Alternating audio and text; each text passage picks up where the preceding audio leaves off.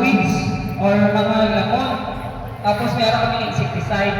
Sa insecticide naman niya, control pest naman siya. Tapos meron kami fungicide. So sa fungicide, may fungicide.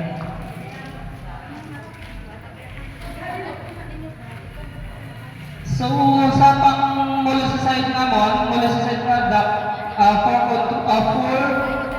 smell control na. So sa mga oil or slugs, meron kami dua ka klase na si exploder at si smell bug. Then exploder. Exploder is activated ng exploder is metaldehyde na. So sa exploder yan, ang easy to use ko sa yan ha.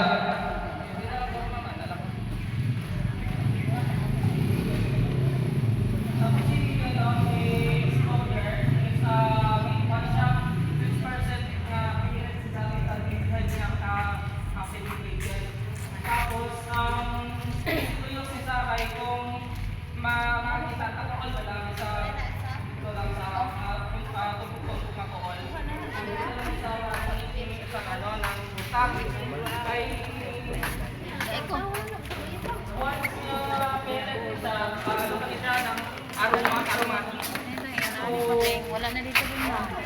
Ano ba yun? Mga pwede na magamit sa mga sa mga Ang corn na wala.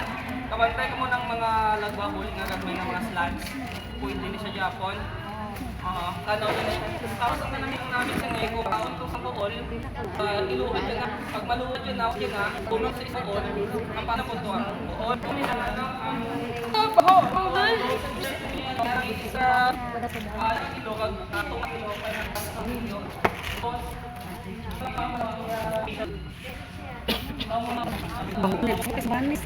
Pwede gamitin nila ang exploder sa ornamental. May ginatake sa tarik nyo, iba mo dito sa palibot. Ito may paras takit. Taklong. Amo ko na eh. Muna siya ma'am. Asaan na, sir? Bale ang exploder, pag gamit sila kanaka sa buwag ka ba kung dentong nga part nga daghan kol, dito nyo lang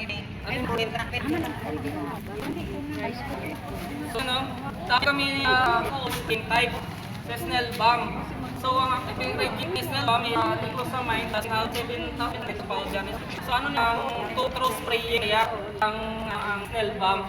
So puro galupong product explode. Amon paras ko all. Ang kanang Oh ma'am, ang mga mga recipe pwede sa buwag lang niya ma'am. Tapos sa Snell Bomb is spraying. kana gali pang Saklong ka na eh. taklong oh. Tapos miyara kahambal nga farmers.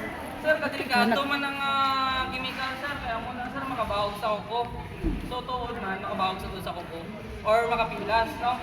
Ay kung once nga ang tuol mag-spray ta, before ta magtano, mag-spray ta maybe 1 week.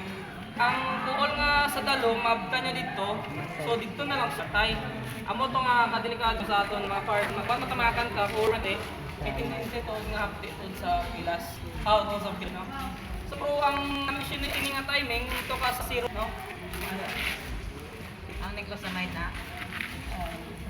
0 to 3 days. Dito na pwede ka spray dito kay para sa safety na pod sa aton nga mga manugtano, mambino malikawan ang mga patay nga mga kuol nga matamaka, no?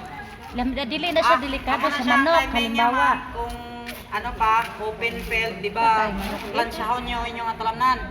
Kuman nyo plansya, patubigan. Amo pag-spray. 3 days, aryahan tubig, i-flushing danay, isa kasi mana, anti-stamnan. Kuman nyo ba, kuman nyo tapan, patubigan.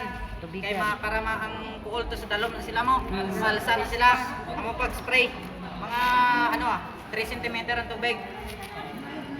Guman 3 days, i-wash out na sa ariyahan nyo kay mga isa kasi mana antes pagtanuman kay may tendency nga may ara pa na sa minabilin pa dang bulong para safe na lang sa manugtanom ka sa inyong sibling. So,